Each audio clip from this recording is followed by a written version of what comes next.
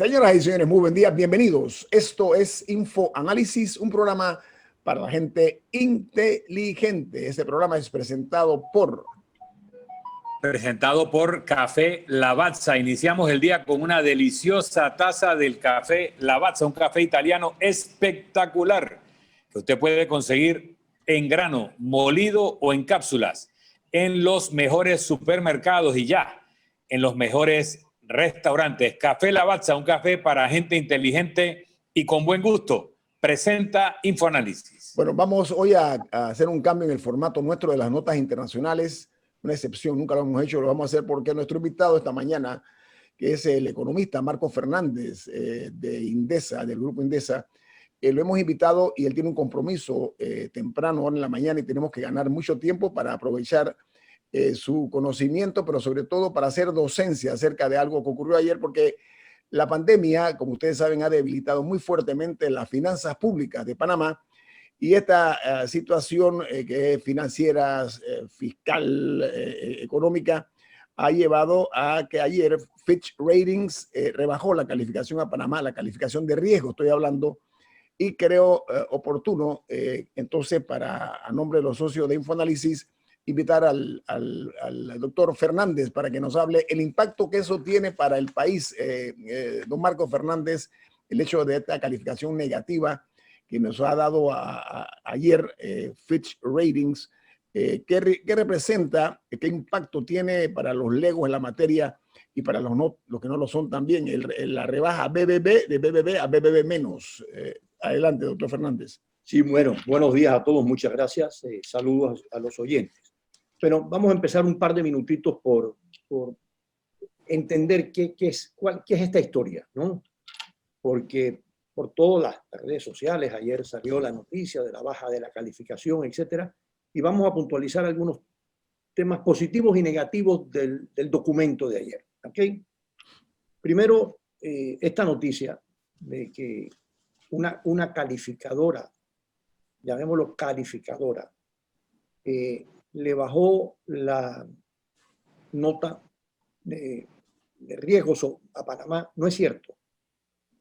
Las calificadoras no valoran Panamá, sino los bonos que el gobierno de Panamá emite en los mercados. O sea que estrictamente hablando, aunque yo tengo que aceptar lo que tú dijiste, Ñito, al principio, Panamá fue bajada la calificación. En realidad, estrictamente hablando, el emisor de los bonos de deuda, que es el gobierno de Panamá, ni ustedes ni yo emitimos deuda.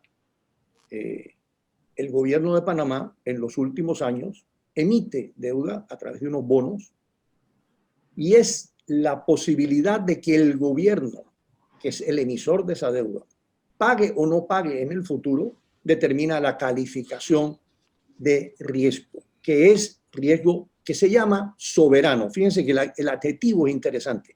No es riesgo país, que algunos llaman riesgo país. No, es riesgo soberano. Es el riesgo de que el gobierno no pague. Eso primero. Segundo, ayer Fitch hizo esta manifestación de baja, y te voy a mencionar ahora qué significa esa baja, cómo se mide. Pero ya dos de las otras calificadoras, que se llaman Moody's y Standard & Poor's, en su momento también habían bajado la nota soberana en sus análisis anuales.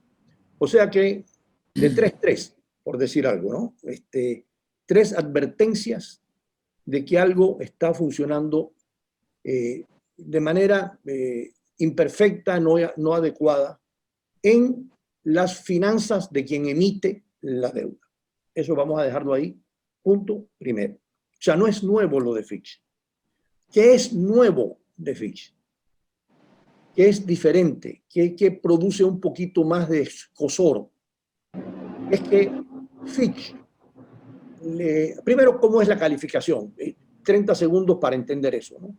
Una calificación de riesgo soberano, yo voy a insistir en riesgo soberano, tiene unas letritas y una perspectiva. Ese es dos cositas tiene la calificación. Las letritas son A, A más, A menos, B, B menos, W3, como si fuera una nota de un examen en una universidad. Panamá tenía para Fitch, una calificación de riesgo de BBB y se bajó a BB menos. Y ahí hay un peldaño de caída, porque antes no tenía menos, ahora tiene menos. Y además, al lado de esas 3 letritas, o una letrita si es A, hay una perspectiva que es positiva, negativa, neutral, y nos pusieron negativo. Ya, nos bajaron 2 cosas, la nota y la perspectiva. Esa es la noticia más dura.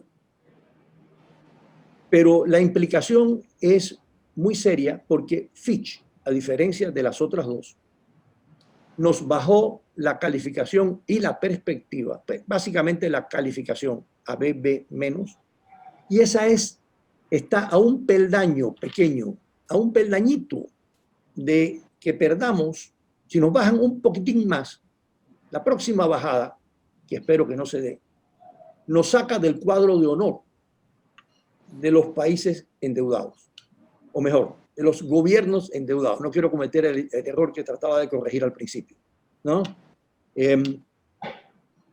Y ese cuadro de honor se llama en este argot financiero, se llama grado de inversión, así se llama. Tener grado de inversión es estar en el cuadro de honor de los países que emiten deuda. Ese es el tema. Y nos bajó Fitch a un peldaño de perder el cuadro de honor. Nos sacó tarjeta amarilla, pero no tarjeta roja, en términos futbolísticos, ¿no?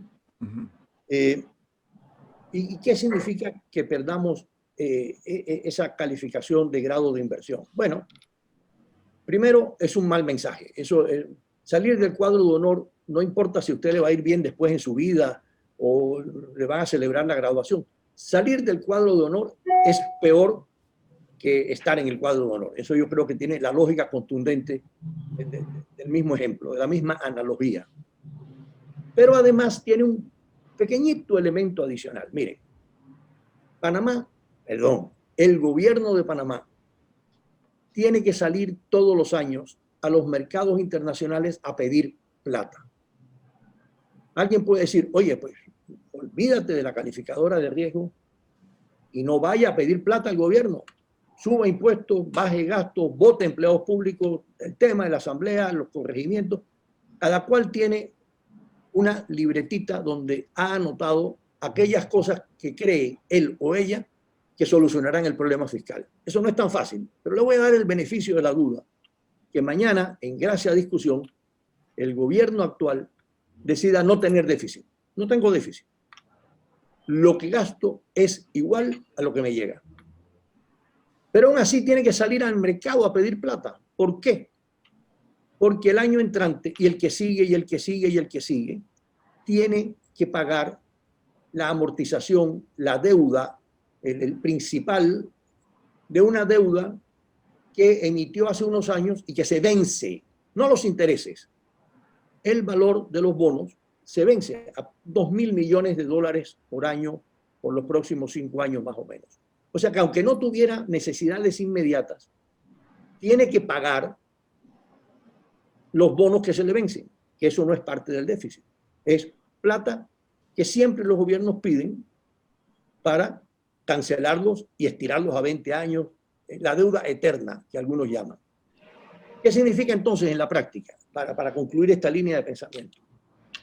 Que el gobierno va a tener que salir al mercado a pedir plata, aunque no tenga déficit. Parece paradójico, pero es así. Tiene que salir a pedir plata.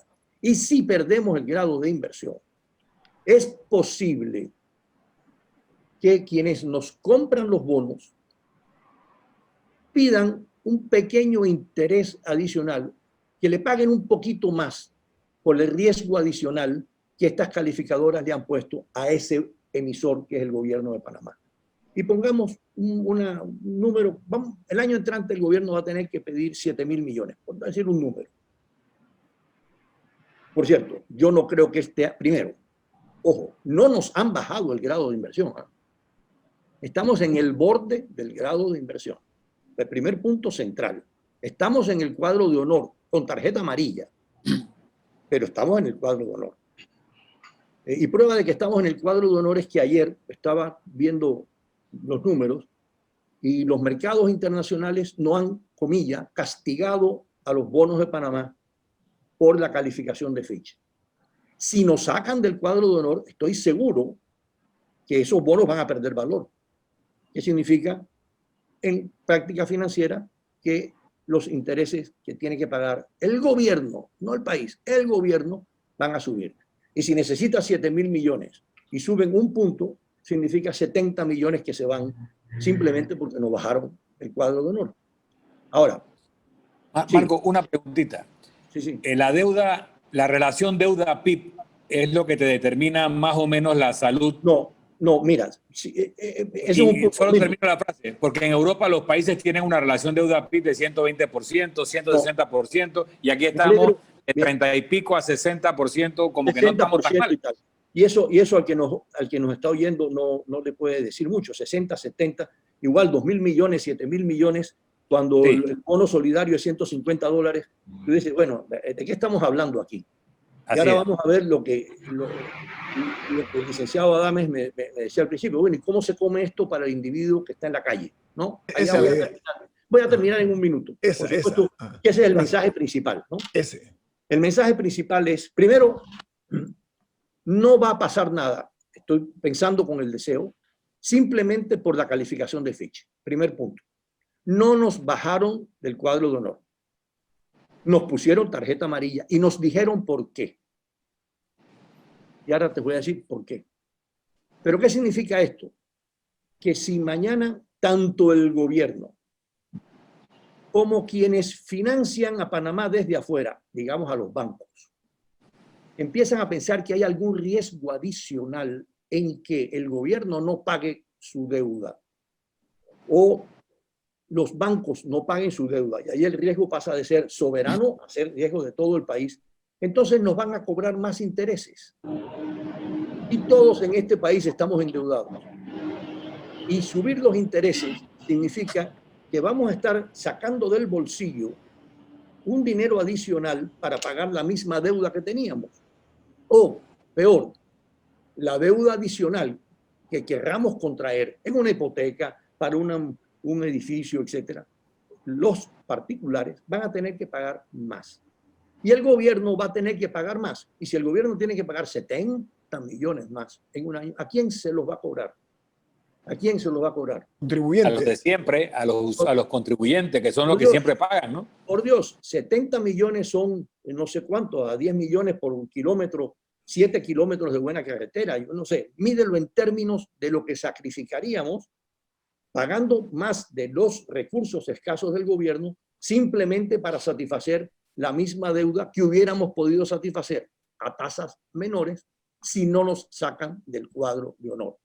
O sea, el gobierno podría pagar más. Y por carambola, los privados pagaríamos más, ya sea en nuestra deuda principal o porque el gobierno se va a devolver y va a decirnos, bueno, ustedes van a tener que colaborar, como siempre sucede, con los costos adicionales que nos están diciendo estos caballeros.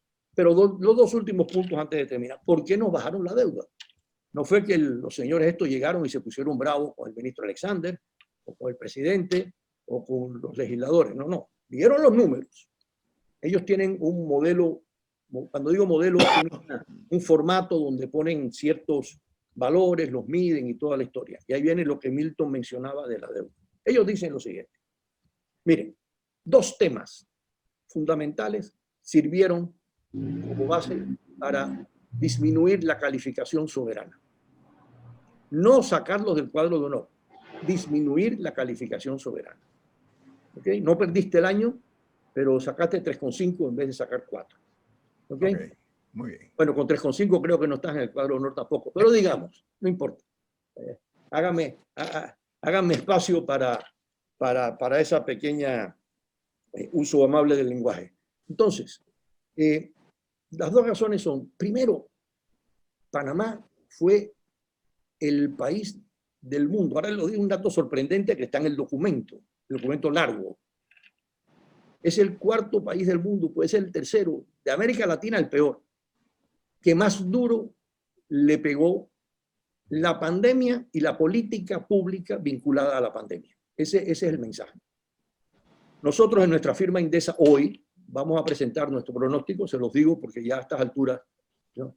Una caída de un poquito más de 18% de la economía el año pasado. Y los amigos de Fitch dicen 17.7. Como diríamos en la lotería, casi le pegamos, ¿no? Pero esos son números escandalosamente negativos.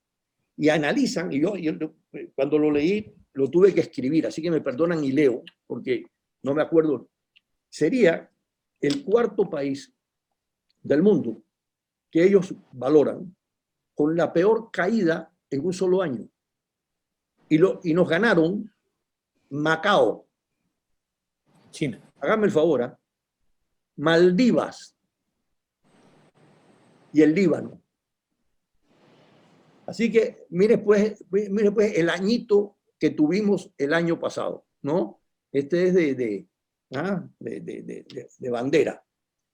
Bueno, y las caídas tan serias se pagan en el análisis de las perspectivas del país. Entonces alguien diría, bueno, pero si usted me está hablando de que el crédito es soberano, ¿por qué usan el crecimiento de todo el país o el decrecimiento de todo el país como evaluación? Bueno, porque hay una relación que no siempre es estrecha entre lo que el país crece y lo que el gobierno recauda. Y como la deuda tiene que pagarle al gobierno de sus impuestos, si cae la economía, los impuestos caen. De hecho, cayeron casi 45% el año pasado. Ergo, por tanto, la capacidad de pagar la deuda se limita cuando el país no crece. Y eso fue el primer signo de interrogación. Segundo, y con esto concluyo, un par de preguntas con mucho gusto, muchísimo gusto. Segundo, dice el Fondo Monetario, que en su informe salió hace 2 semanas. Las dos calificadoras que no son Fitch, Moody's y Standard & Poor's. Y Fitch, aquí lo está diciendo como, no sé si se dice hoy día, cuando yo era pelado, Raimundo y todo el mundo, ¿no? Está diciendo lo mismo, pero lo mismo. Ponle el adjetivo diferente, cámbiale el numerito, pero el mensaje es, el país tuvo un año pésimo en crecimiento y por tanto el gobierno de ese país no recaudó. Y como no recaudó, el peligro de no pagar aumenta.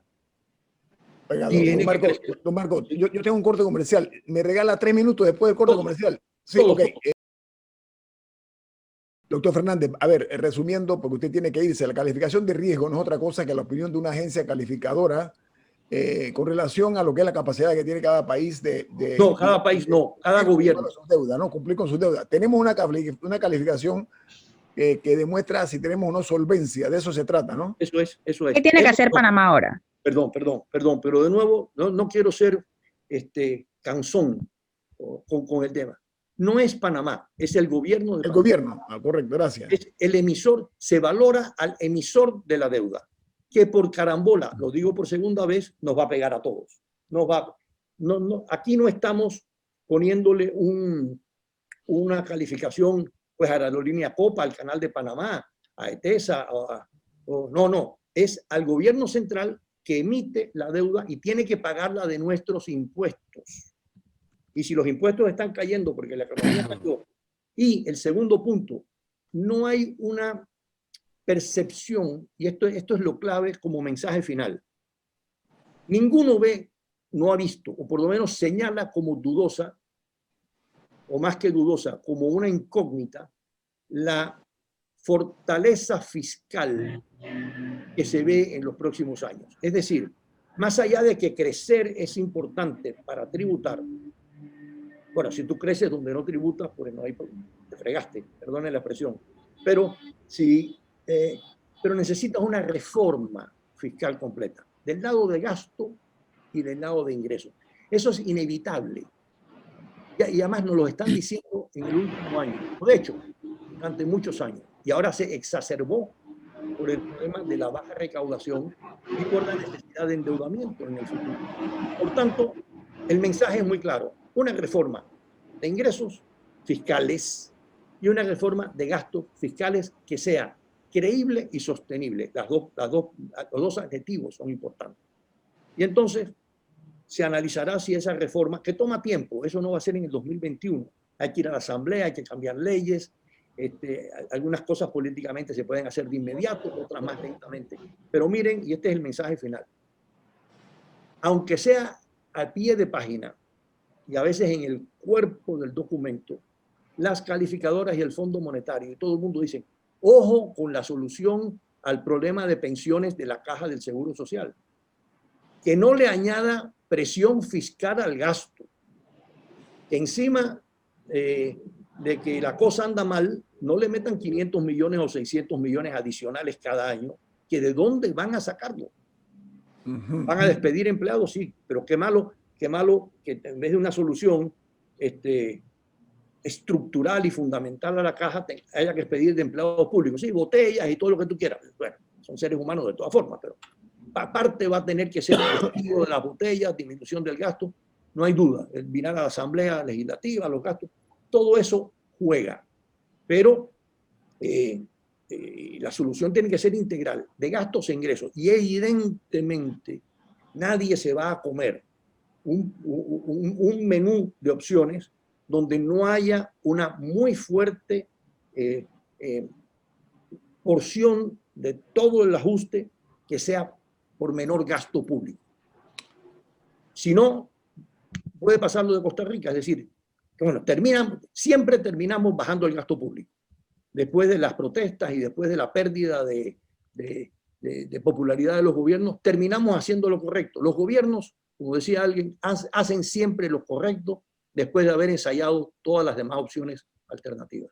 Don Marco Fernández, con ese pensamiento cerramos. Oiga, muchas gracias por el tiempo que nos ha donado en favor de nuestros oyentes a nivel nacional. Se aprecia mucho, porque no hemos ido más del tiempo que usted nos estaba anunciando. Muy amable, doctor Fernández, que tenga un buen día. Gracias a todos. Saludos. Marco Fernández, economista del Grupo Indesa, nos ha dado hoy en muy pocas palabras un resumen del impacto que tiene el hecho de que, producto de la pandemia, la economía panameña, la parte fiscal, etcétera, llegó a la rebaja de la calificación soberana, lo que se llama soberana. Calificación soberana por parte de Fitch Ratings. Así que vamos a continuar aquí en Infoanálisis. Gracias, doctor Fernández, una vez más. Muy amable. Hasta luego. Esta mañana nos acompaña también la arquitecta Raiza Banfield. Ella es exalcaldesa del distrito. Vicealcaldesa. ¿Ah? ¿Cómo? Bueno, fue alcaldesa encargada también. Sí, por eso. Ex vicealcaldesa, dije. Y alcaldesa encargada, gracias por el mérito que estaba obviando. Raiza Banfield es además una ambientalista muy reconocida en el país. Y hay muchas cosas que nosotros tenemos que cuidar, no únicamente el país, sino también el planeta. Buen día, ¿cómo está Raiza? Bienvenida. Buen día a todo el equipo de Infoanálisis. Un gusto compartir con ustedes esta mañana virtual. Gracias. Nos quedan 4 minutos en este bloque. ¿Quién quiere preguntar primero a Raiza? Bueno, hay un tema ambiental en particular que podemos aprovechar para empezar, y es que se dio a conocer que ahora se está investigando la deforestación, la destrucción, para usar el término que ha usado el Ministerio Público, de 188 hectáreas de bosque virgen en Darién. ¿Cómo se investigan estas cosas? ¿Cómo nadie comienza a investigar cuando son 5, 10, 40 hectáreas? ¿Cómo comienzan cuando son 188? Usted como ambientalista, ¿qué conoce sobre qué tipo de vigilancia existe para nuestros bosques en el país? Bueno, muchísimas gracias por la pregunta. La historia del Darién sabemos que es de vieja data y simplemente agarra picos cíclicos. Una de las cosas que más impresiona cuando uno va al Darién es que se siente como una tierra anárquica. A pesar de que la percibimos desde la ciudad como uno de los sitios más cubiertos por las fuerzas públicas de nuestro país, el Servicio Nacional de Fronteras, la cantidad de retenes que hay para llegar allá y supuestamente al salir, una vez dentro, tú sientes la anarquía, cuanto que ni siquiera el gobernador de la provincia vive en la provincia, vive en Chepo. Entonces, uno, eso. Dos, no sé si recuerdan, en varias campañas políticas anteriores se hablaba de la promoción de la extensión de la frontera agrícola hacia el Darién para darle desarrollo al Darién. O sea, Los Santos o Azuero, por decirlo de alguna manera, dejó de deforestarse y se está recuperando poco a poco porque simplemente mudaron las fincas agropecuarias para el Darién. Y poco a poco hemos visto cómo han ido colonizando este nuevo territorio, porque ante ese sector los bosques y las selvas no se ven como tales, se ven como territorios a desarrollar para producir alimentos. Y lo tercero es todo el tema del gran patrimonio natural que hay ahí, de rica madera, que ha sido objeto de codicia por décadas y de agrupaciones ilícitas para delinquir en función del cocobolo y estas maderas longevas que están muy bien cotizadas en el mercado internacional.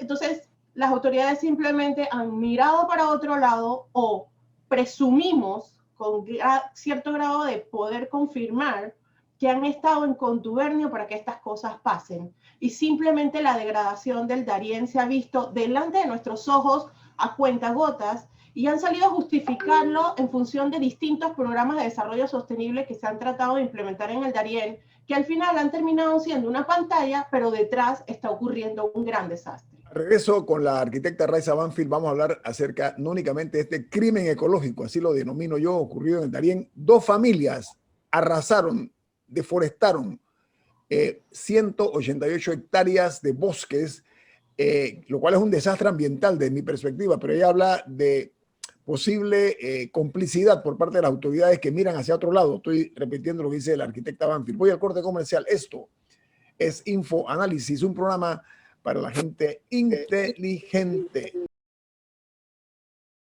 Bueno, continuamos aquí nosotros nuestra charla con la arquitecta Raiza Banfield, ambientalista y ex vicealcaldesa del Distrito de Panamá. Don Milton. Sí, yo quería aprovechar que tenemos a Raiza para otro tema también de índole ambiental. Pongo el antecedente. Nosotros teníamos un código minero de los años 60.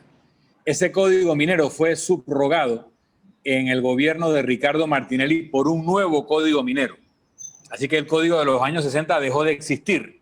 Pero ese nuevo código minero luego fue derogado al poco tiempo en el propio gobierno de Ricardo Martinelli. Así que a menos que en la ley de derogación se haya vuelto a aprobar el código minero de los 60, no hay legislación minera en Panamá. Es un primer problema. Tenemos una gran mina de explotación de cobre y una pequeña de explotación de oro y plata en la zona de Petaquilla. Esas 2 explotaciones estaban cubiertas por un contrato. Luego, cuando las empresas se separan, teníamos un contrato que regía ambas explotaciones. Y bueno, no había código minero, pero había un contrato. Pero resulta que el contrato de Minera Petaquilla fue declarado inconstitucional por la Corte Suprema. Entonces tampoco hay contrato. ¿Qué está regulando la explotación minera, particularmente la que está activa de Minera Panamá, la explotación de cobre? Porque aparentemente nada está regulando ese sector y todo el impacto ambiental que pudiera estarse dando, todo el mal negocio que fue lo que Minera Panamá está pagando al Estado panameño, que es una bicoca, aparentemente pues estamos en un limbo en el aire y se requiere por lo menos un nuevo código minero y revisar ese contrato. Pero tú como ambientalista que sabes mucho del tema minero, ¿qué nos puedes decir, aclarar o corregir de lo que yo he dicho? Milton, tú has hecho un excelente resumen de la situación de anarquía total, otra vez, que hay en el sector minero, particularmente en esta explotación, que si hacemos un poquito de retrospectiva, antes de que iniciara la operación, el 85% de los panameños rechazaba que hubiese minería metálica a cielo abierto en Panamá. ¿Cómo pasamos de ese escenario a que la mina sea hoy dueña y señora de uno de los territorios más valiosos a nivel nacional, no solamente por la presencia de metales, distintos tipos de metales, sino por el agua? Ese sector tiene una de las zonas acuíferas de mayor calidad del país, que se está viendo afectada por un proceso acumulativo que va a delegarnos esa operación minera. Y simplemente por todo... ¿Acumulativo de qué? ¿De veneno? De la contaminación, sí, los lixiviados de los sedimentos, la operación de extracción del metal de la roca, la misma... ¿Estamos hablando de arsénico en el agua? Estamos hablando de cianuro, arsénico, cianuro, perdón. Pesados.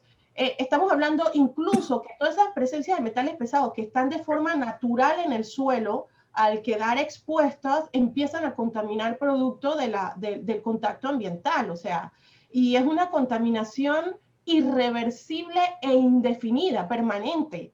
Entonces, ante ese escenario, ¿cuáles son las consecuencias? Donde ya no hay código minero, no hay legislación, la propia autoridad se siente como atada, porque ¿qué va a aplicar? Porque tampoco nadie ha tomado la iniciativa de regular, y sin embargo, nosotros lo que vemos es una empresa que empieza a aumentar su presencia social, sus gacetillas en medio de comunicación, y ante la pandemia y el escenario económico que estamos, las exportaciones mineras suenan como la gran cosota para Panamá, cuando pueden hablar de millones de facturación, pero eso no representa los verdaderos ingresos para el país, y sobre todo no están pagando compensación, daños por los pasivos ambientales, por las pérdidas de recursos naturales que no se recuperan.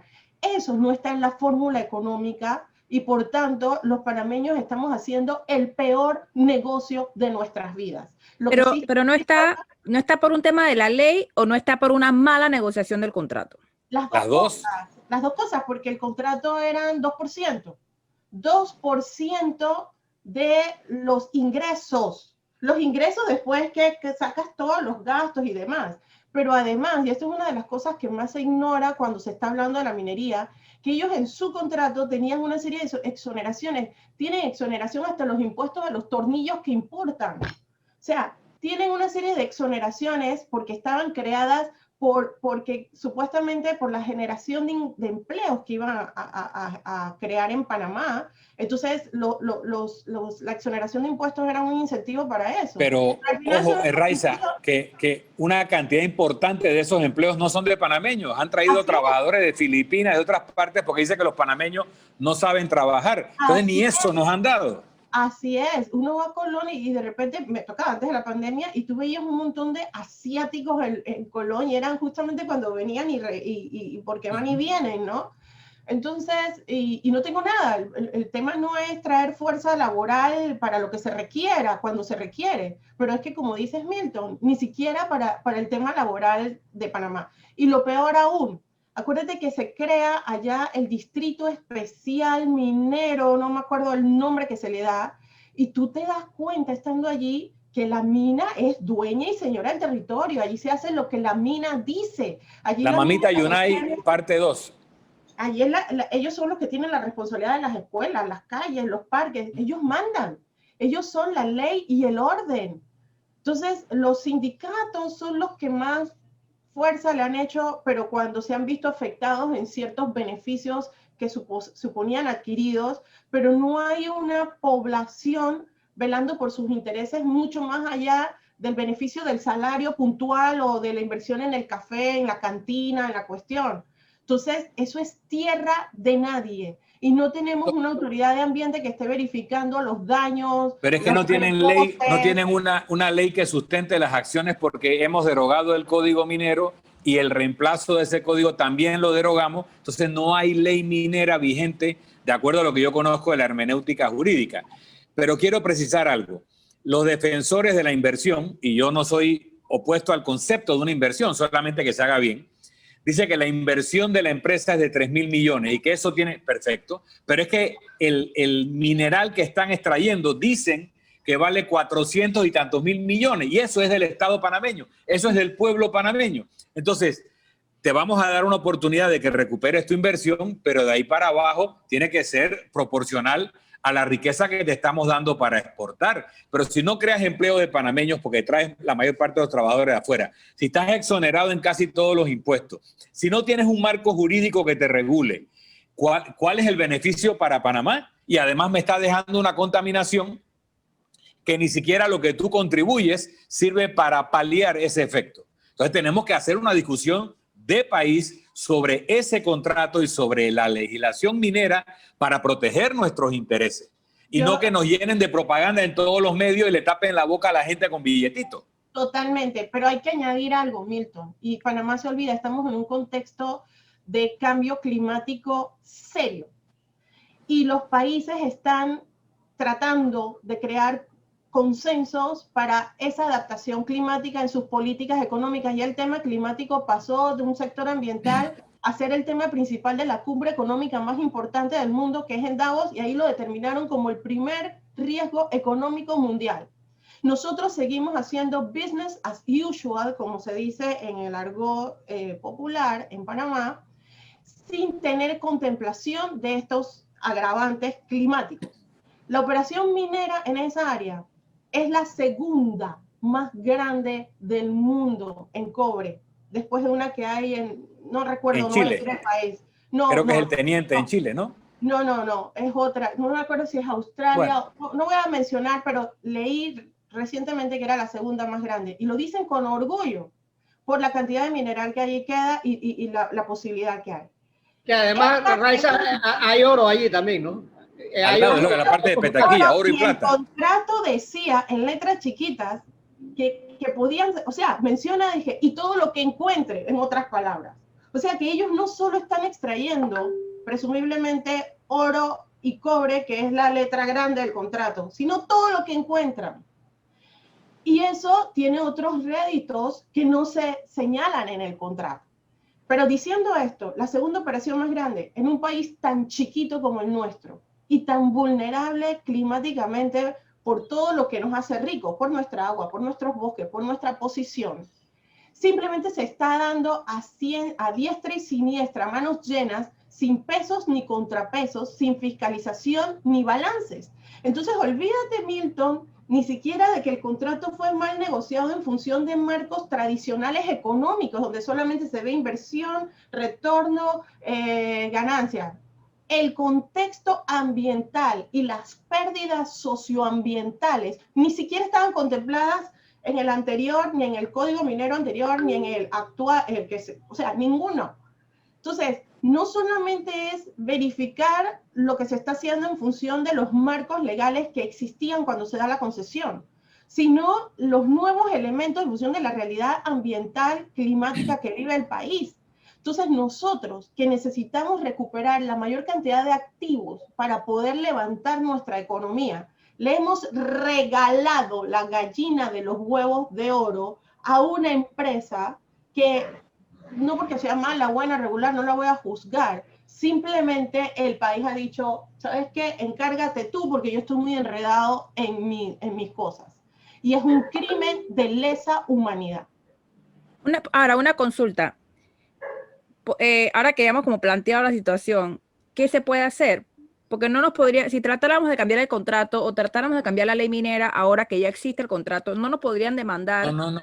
Camila, no existe el contrato, no existe el contrato y no existe ley minera. El contrato fue declarado nulo por la Corte Suprema de Justicia. Entonces, el gran problema es que no hay contrato y no hay código minero. Para explicarme mejor, si hay un rey que está reinando y muere, luego su hijo asume el reino, pero luego matan al hijo, el papá no revive por eso, el papá está muerto. El código minero de los 60, cuando fue derogado por el nuevo código minero del gobierno de Ricardo Martinelli, murió. Cuando tú pasas otra ley y derogas el nuevo código minero sin pasar artículo por artículo el código anterior, nos deja sin legislación minera. Eso es doctrina jurídica. Si alguien tiene una información distinta, que me la diga.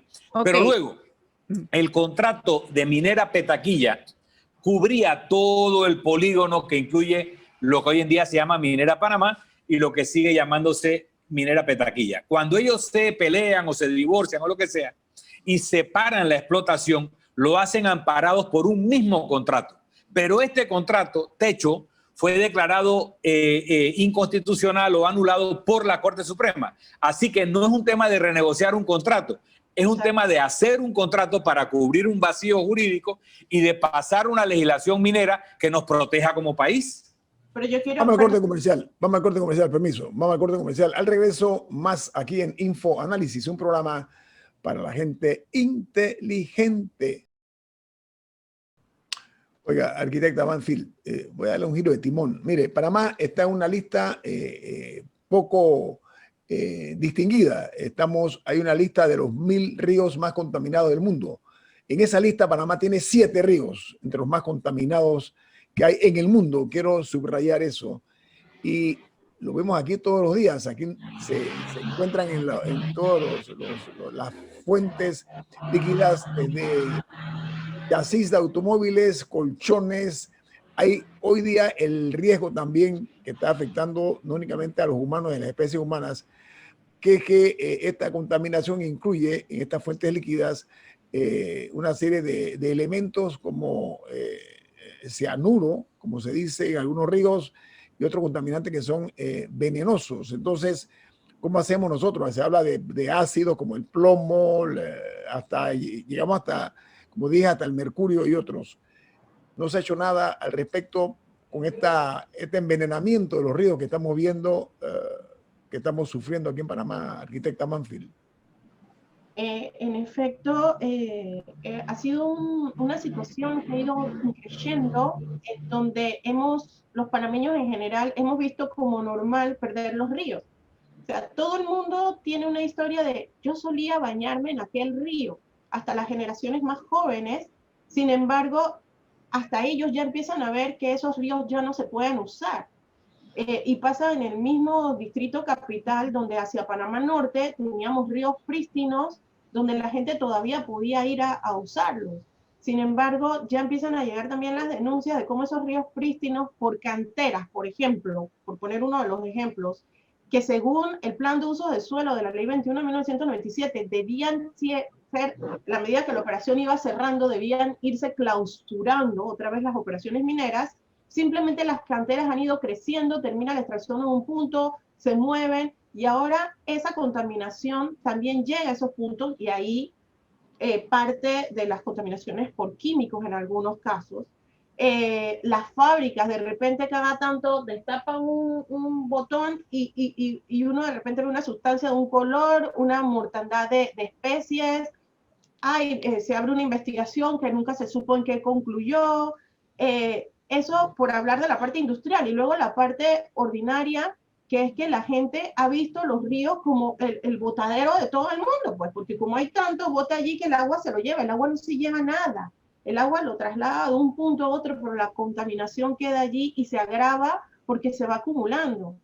Yo creo que tanto como el problema de la minería metálica a cielo abierto que mencionábamos antes, y la contaminación en general, y también los desechos sólidos, la contaminación por desechos sólidos, que es uno de los problemas ambientales más graves que tiene el país, lo que requerimos es poner sobre la mira, o sea, es hablar del elefante en el salón.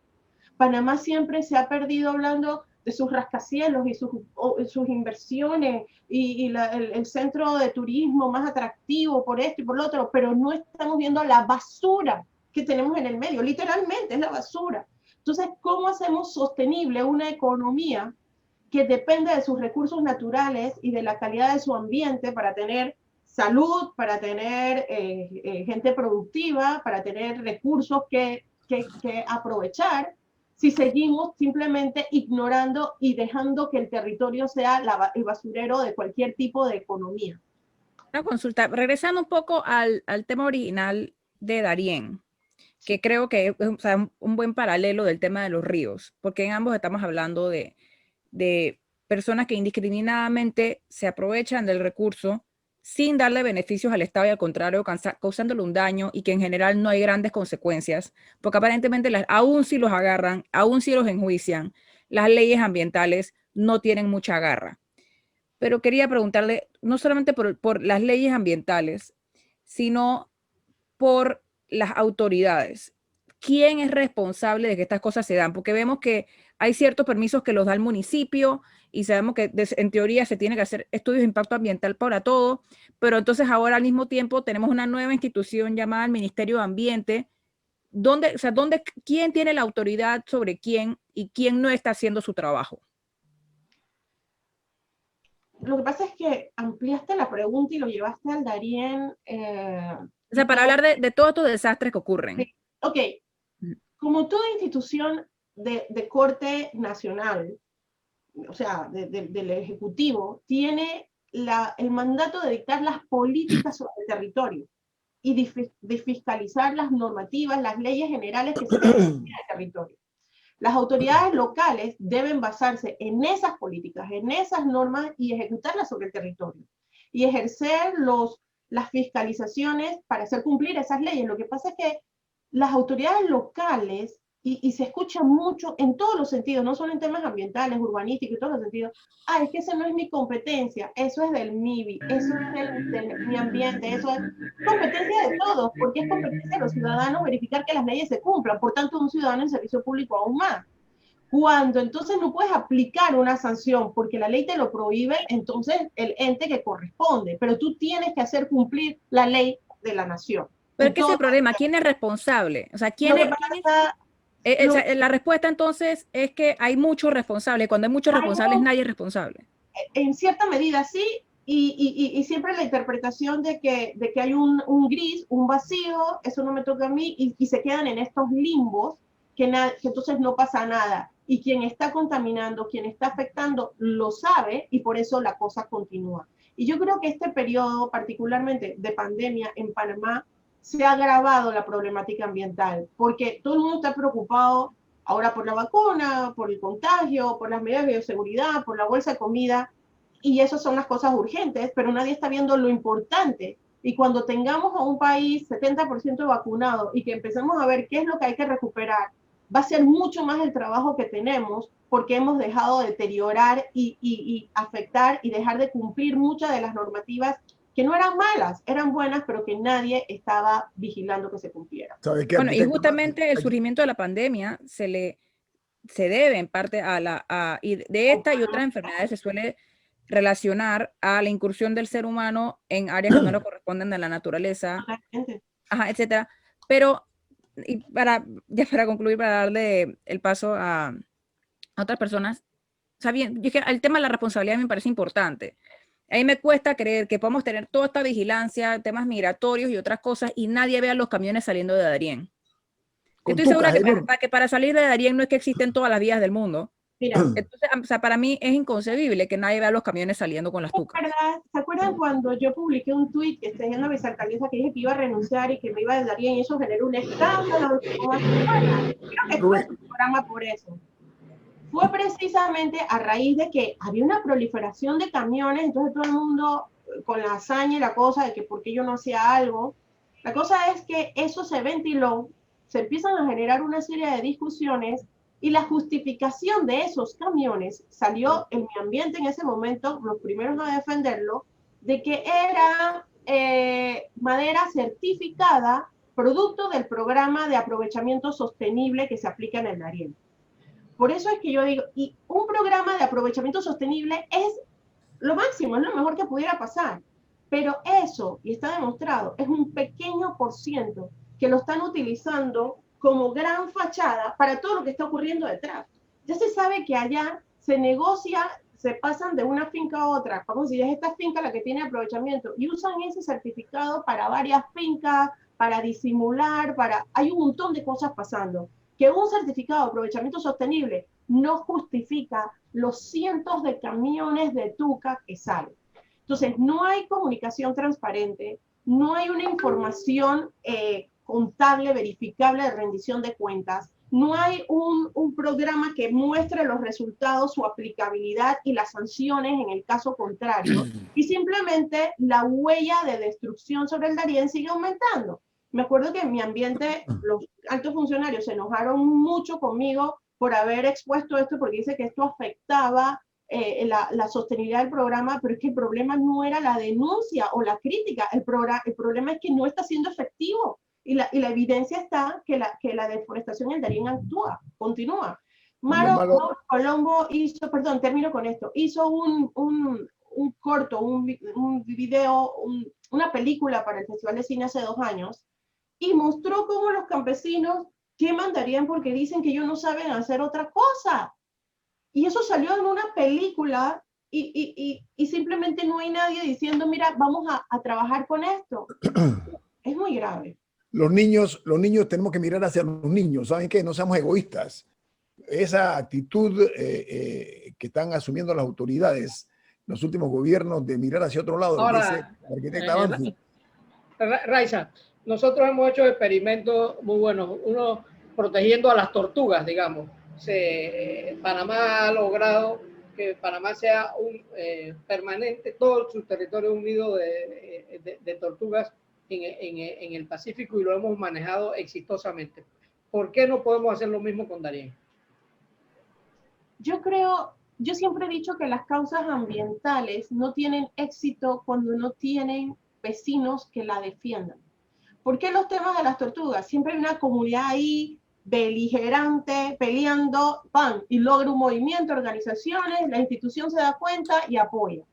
Así los bosques que hemos logrado salvar, ha habido vecinos que los defienden, etc. Darién no tiene quien lo defienda. La población del Darién se siente minimizada, excluida, tratan de sobrevivir y saben que dependen de grandes intereses que llegan ahí con la bolsa. Si yo les contara historias de los cumpleaños que se les celebran, o sea, la misma gente que está explotando Darién, luego viene y le da las migajas y la comunidad vive de eso. Entonces, y ahí, ¿cuánto cuesta un árbol de cocobolo de 200, 300 años? ¿Sabe el valor de esa madera en el mercado? Entonces, cuando tú tienes un material tan valioso, falta de políticas de fiscalización y de vigilancia, y una comunidad deshabilitada, desarticulada, empobrecida, no tienes cómo hacer funcionar que la protección represente desarrollo, sostenibilidad y progreso para una comunidad. Un Darién malentendido y mal concebido que se piensa que solo construyendo carreteras se va a desarrollar. Y eso no es así. Oiga, aquí la palabra clave se dijo. ¿Cómo es posible que hay miles de tucas que salen del Darién, que son visibles y ninguna autoridad las ve y controla? Esa es la pregunta. ¿Por qué razón eso se permite en este país?